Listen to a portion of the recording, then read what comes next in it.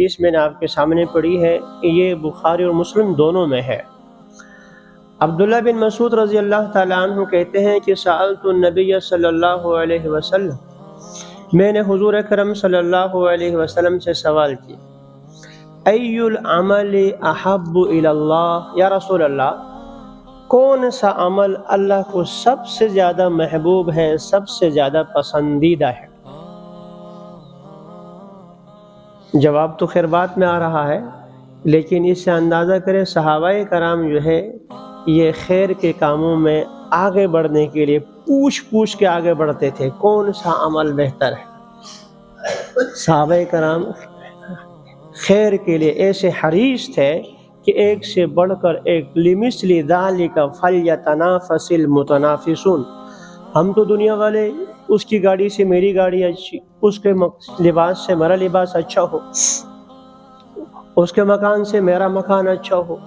اور اس کی سیلری سے میری سیلری زیادہ ہو، یہ امین میں لگے ہوتے۔ صحابہ کرام وہ آخرت کی فکر میں لگے رہتے تھے۔ ترمذی شریف کی مشہور حدیث ہے، فقراء صحابہ کرام حضور کی خدمت میں آئے، یا رسول اللہ نماز روزہ جو چیزیں فرائض ہیں یہ جیسے ہم ادا کرتے ہیں ایسے ہی ہمارے جو مالدار بھائی ہیں جنہیں اللہ تعالیٰ نے وسعت عطا فرمائی وہ بھی کرتے ہیں، اور وہ صدقہ خیرات بھی کرتے ہیں، اور ہمارے پاس یہ نہیں ہے، ہم یہ نہیں کر سکتے۔ تو اللہ کے رسول صلی اللہ علیہ وسلم نے انہیں یہ تعلیم دی، ہر نماز کے بعد سبحان اللہ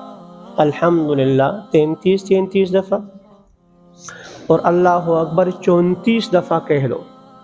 اس سے جو تم سے آگے چلے جائیں اعمال میں تم ان کو پالو گے، جو تمہارے ساتھ ہیں تم ان سے آگے نکل جاؤ گے۔ تو فقراء صحابہ کرام نے یہ عمل شروع کر دیا۔ وہ جو مالدار تھے وہ بھی تو میں اور آپ جیسے نہیں تھے نا، وہ بھی تو صحابہ کرام ہی تھے، انہیں پتہ چلا تو انہوں نے بھی شروع کر دیا۔ اب یہ فقراء صحابہ کرام حضور کی خدمت میں حاضر، یا رسول اللہ وہ انہوں نے سن لیا، وہ بھی شروع ہو گئے۔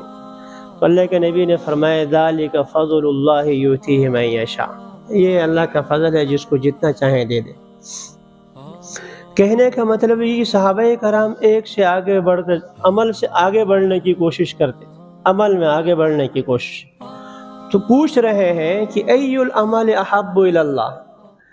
اللہ کے نزدیک سب سے بہترین سب سے محبوب عمل کون؟ یہ ترمذی شریف میں دوسری روایت ہے۔ عبداللہ بن عمر رضی اللہ تعالیٰ عنہما، ویسے آج ہمیں اللہ تعالیٰ نے جو عطا فرمایا نا کہ حدیث کی کتابیں یوں موجود ہیں،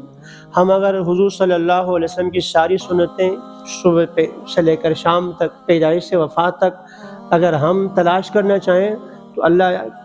جزائے خیر نصیب فرمائے محدثین کو، فقہاء کرام کو، علماء کرام کو، انہوں نے سب یکجا فرمائی۔ صحابہ کرام کے زمانے میں یہ تو نہیں تھے نا ایک حدیث اس کے پاس ایک اس کو پتہ ہے۔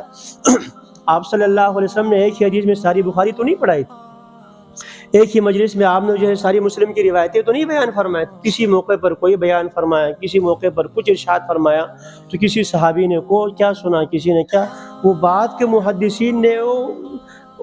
ایسی محنتیں کی کہ جو ہم تصور بھی نہیں کر سکتے، انہوں نے اتنی مشقتیں برداشت کر کے میں اور آپ کے لیے یکجا کر دی ہیں۔ اب اگر ہم صبح سے شام تک حضور کی سنتیں تلاش کرنا چاہیں ہمیں ایک کتاب میں مل سکتی، تو ترمذی شریف کی روایت میں ہے کہ ابو ہریرہ رضی اللہ تعالیٰ عنہ نے ایک دفعہ حدیث بیان فرمائی، ایک جنازے کے موقع پر فرمایا کہ میں نے رسول اکرم صلی اللہ علیہ وسلم سے سنا ہے جو شخص جنازے کی نماز پڑھ لے اللہ اس کو ایک قیراط ایک وزن ہے سونے کا، صدقہ کرنے کا ثواب عطا فرماتے ہیں، اور جو جنازے کے ساتھ چلا جائے اسے دوسرا قیراط 2 قیراط جو ہے عطا فرماتے ہیں، اور جو جا کر دفن میں بھی شریک ہو جائے اللہ تعالیٰ اس کو 3 قیراط سونا صدقہ کرنے کا ثواب عطا فرماتے ہیں۔ اور آگے فرمایا کہ قیراط یہ دنیا والا نہیں، آخرت کا جو قیراط ہے احد پہاڑ کے بقدر سونا، گویا کہ کوئی آدمی جنازہ پڑھے تو احد پہاڑ کے بقدر سونا صدقہ کرنے کا ثواب، اور جنازے کے ساتھ چلے جائے تو اتنا اور اور جا کر دفن میں بھی شریک ہو جائے تو اتنا ہو۔ مجلس میں عبداللہ بن عمر رضی اللہ تعالیٰ عنہما بھی بیٹھے تھے۔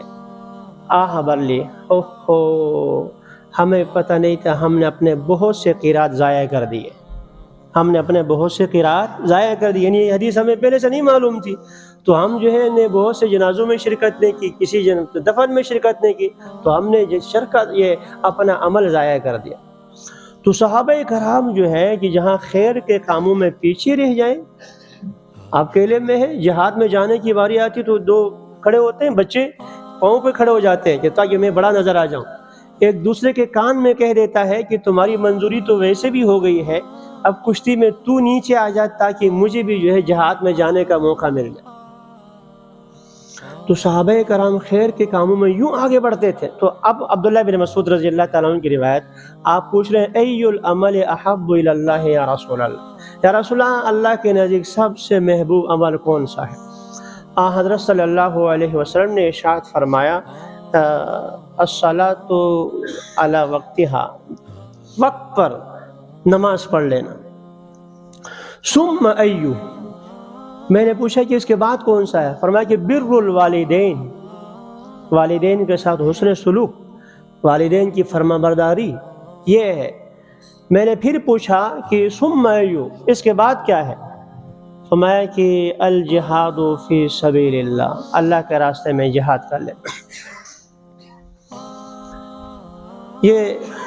سوال جو عبداللہ بن مسعود رضی اللہ تعالیٰ عنہ نے کیا ہے، یہ کئی سوال صحابہ کرام نے کیا۔